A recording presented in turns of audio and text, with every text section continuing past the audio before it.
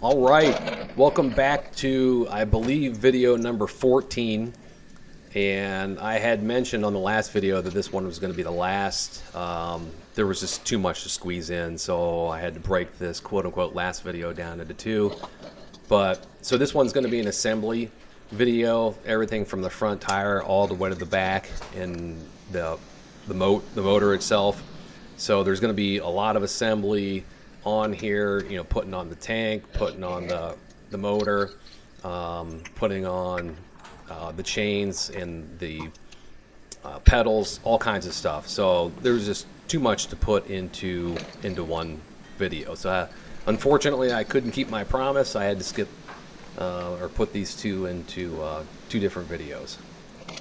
So I'm putting on this seat, and if you remember from the prior videos, I went ahead and modified this seat to make it sit lower and then also further in the rear. And this bike is actually complete, and I test drove it, and let me tell you what, I am so glad that I decided to relocate this seat to where it is. It feels authentic to me. I mean, I wouldn't know because I wasn't around, you know, back then in the early 20th century, 1920, 1930 time frame. But in my mind, in the way it felt, it really felt authentic, and it looked really, really good. So the styling is really good, and the ride and the authenticity of it turned out so nice. So, you know, I highly recommend that you do that if you guys are doing a build like this. So now what we're going to do is, this is the mounting plate for the engine. There's 4 bolts that go up into the bottom of the engine, and then there's also 4 different bolts that hold that flat metal mounting bracket into the you know, those cast iron metal kind of horseshoes that you see there that are bolted to the frame. Now what I decided to do is I just kind of sketched out there on that mounting bracket where the pegs were to accept the bottom bolts, and I decided to put the bottom bolts up into the engine itself, and that worked out better. There just wasn't enough room for me to slip those bolts, you know, vertically by doing it in the reverse. You know, so I'm putting those 4 bolts in there, you know, making sure that there's lock washers and stuff, and you know, some thread sealant in there. And you know, this isn't one of those things that you want to take apart later if it comes loose or something. So make sure it's, you know, nice and snug. Don't over snug it, because I think that is cast aluminum in there, so you don't want to overstrip it. But you know, make sure it's nice and tight, nice and secure. And then you can take the whole thing, and there's 4 bolts that go on the side, and you can kind of see where there's a slide area that's cut out of that metal mounting plate.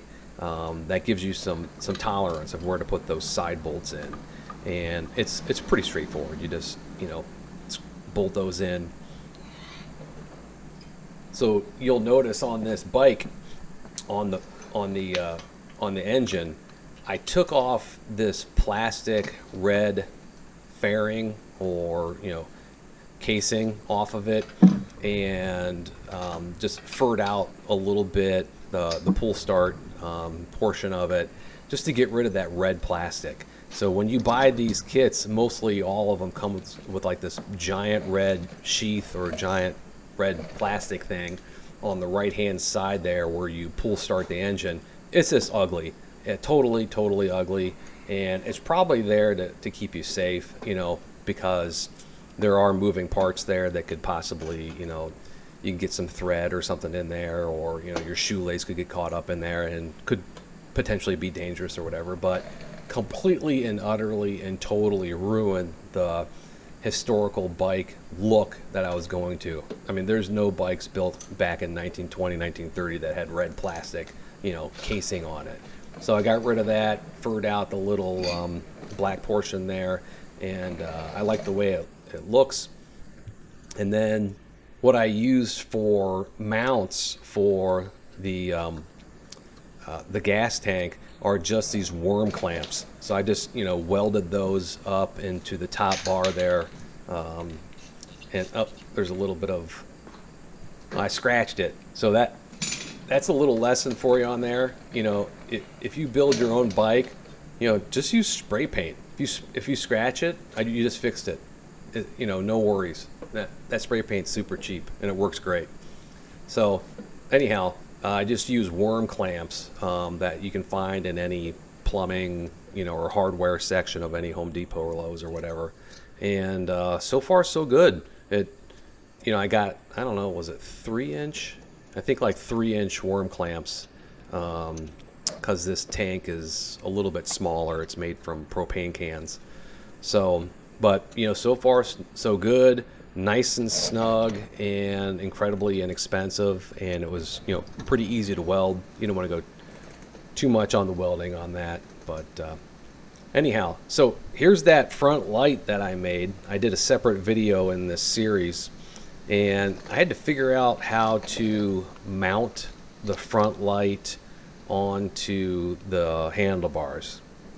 So what I did is I went back into the plumbing section, and that wire there is just a little wire strap that you use to hang pipe with. It's kind of sharp there, so you know, you would hammer that into like your joist or whatever, and then you can hang your piping from there. And then the other little clamps there, I think they're just 3/4 inch or maybe 1 inch, 3/4 or 1 inch. Just little, you know, screw-in clamps they clamp together. I mean, these things are like $1 or, you know, they're a piece.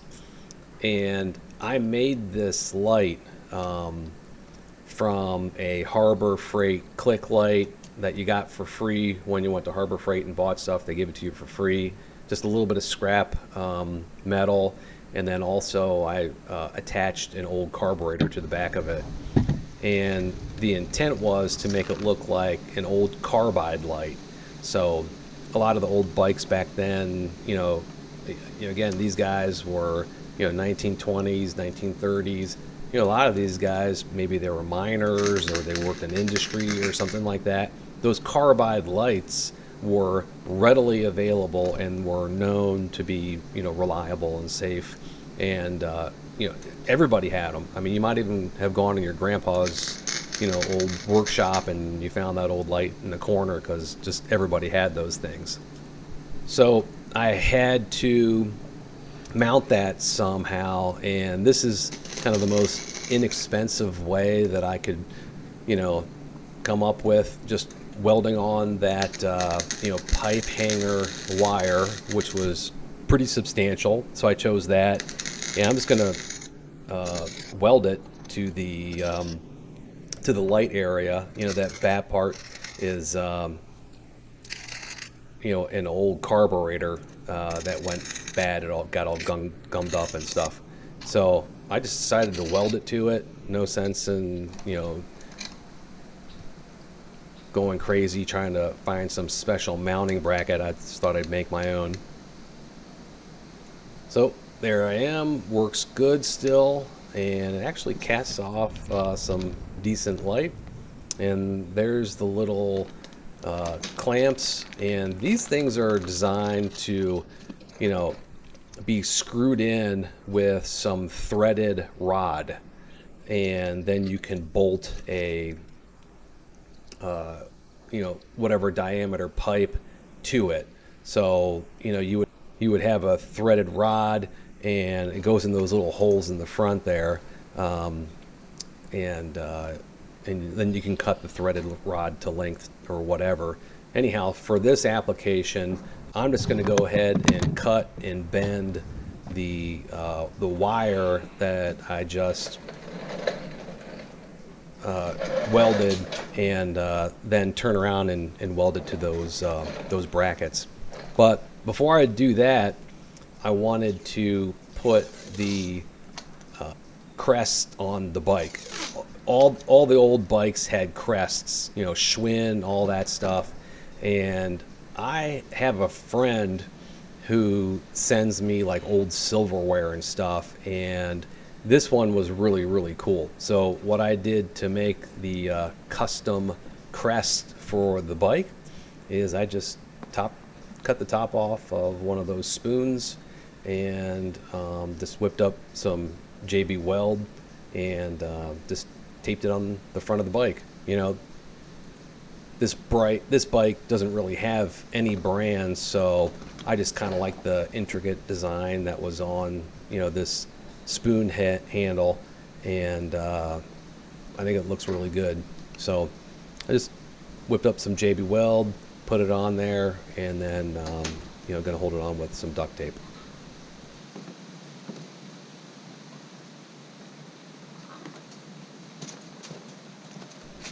With some masking tape, not duct tape. Sorry about that. It's lighting. Mm-hmm.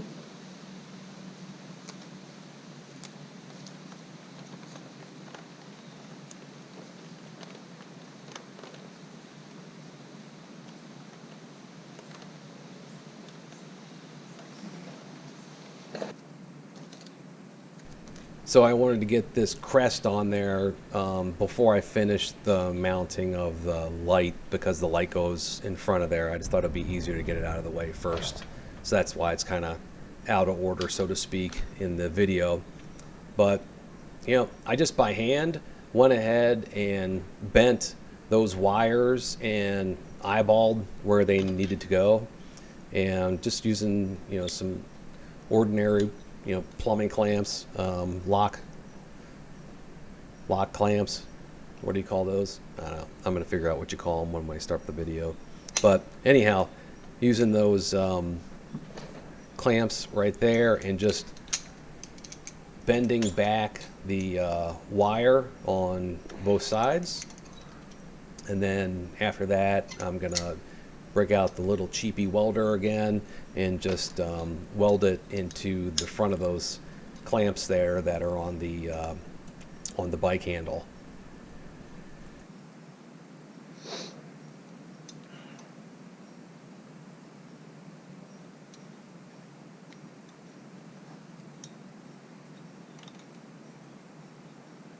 You know, I don't mind having some of this stuff look like it didn't come directly and perfect and 100% and square and level on this build, because A, I don't have the skills for that, so that's just not in the cards.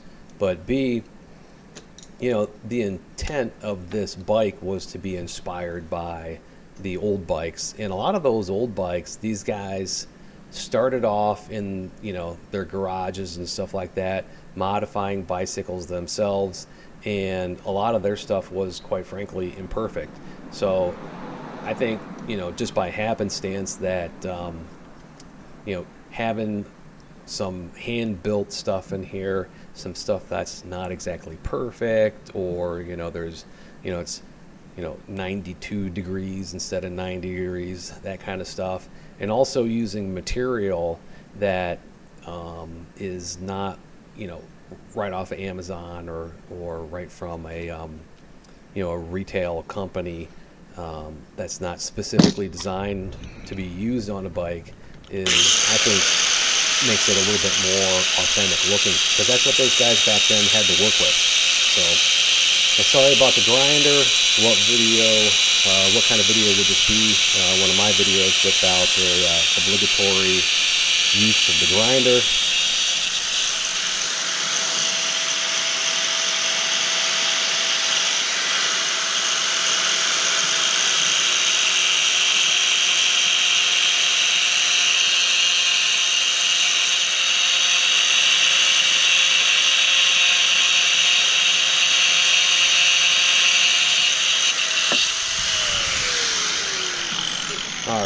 All right, sorry about that. I think that's the last time we're going to use the grinder on this video. So, but yeah, I just, you know, eyeballed this and kind of made it look like it was somewhat level and stuff. You know, you can play around with it a little bit anyway, because these brackets on there are screw tight brackets, and you can kind of move them around anyway a little bit. So no big deal. But, you know, what I decided to do is just, you know, tack these on and then go back and weld them a little bit more secure over time, because that wire is decent wire. I don't know what gauge that would be, but it's relatively thick. It's meant to support pipes, so it has a little bit of beef to it, but it's not thick, like heavy carbon stick plate steel or something. So if you're not careful with the welder, you can literally just melt the thing off, and then you're starting from scratch again. So I just did a couple tacks, went back in on the front, on the back, in different areas, and filled up that cavity there. And that cavity is where the threaded pipe would go if I were using this thing for its intended purpose. So there you go. Just putting it on there, mounting it, relatively straightforward. Just a matter of actually moving forward and getting the stuff done.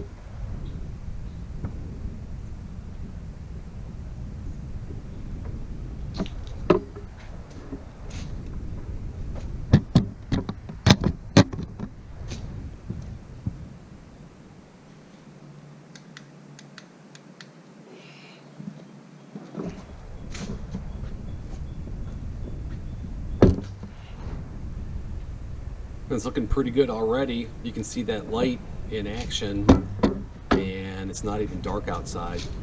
A couple hours probably till sunset.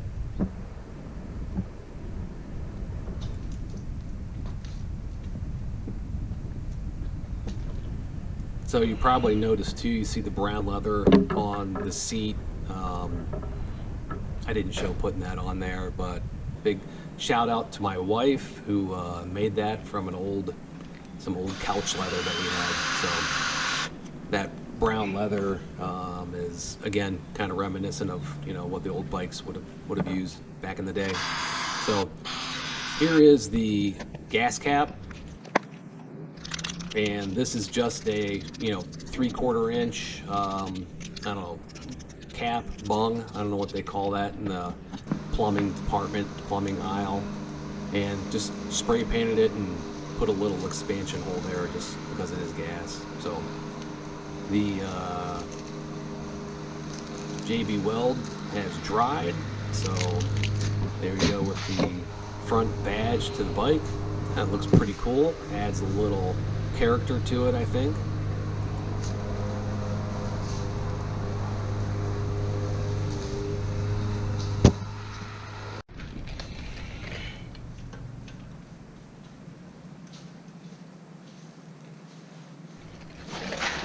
So I'm just putting on the pedals. If you guys have been following along on this build, you know how much time and effort I put into this little crank assembly. It was like way too much time. But anyhow, they're on there. I don't really use them, but just in case, this engine goes bad or whatever, the pedals are on there, and I think maybe kind of give me a little bit of a pass if the pedals are on there, and I'll do attention to it too.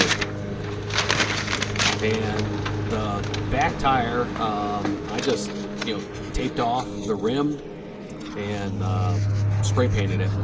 So I wanted it to resemble the front tire as well. It already had this white kind of like pinstripe or whatever white wall on it, but the rim itself was I don't know, silver. It was actually kind of that rusty chrome, so I just sanded it down a little bit and spray painted it to make the look complement the front wheel a little bit and also give it that historical feel to it.